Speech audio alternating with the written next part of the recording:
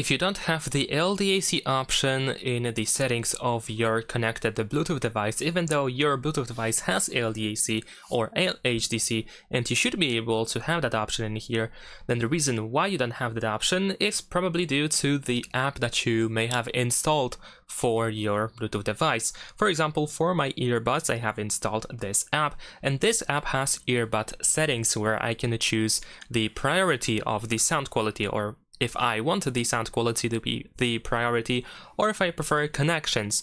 So essentially you are looking for a similar option in the app of your Bluetooth device, and you probably want to choose the sound quality to be the priority. And as you can see, it still says AAC over here, but if we go back and reopen these settings, now it is actually LDAC. And if I go back to the settings of the Bluetooth device, then as you can see now it has LDAC available again. So whether it is LDAC or LHDC, it doesn't really matter, because the reason why it might be missing is pretty much exactly the same. So that's pretty much it. Subscribe to my channel.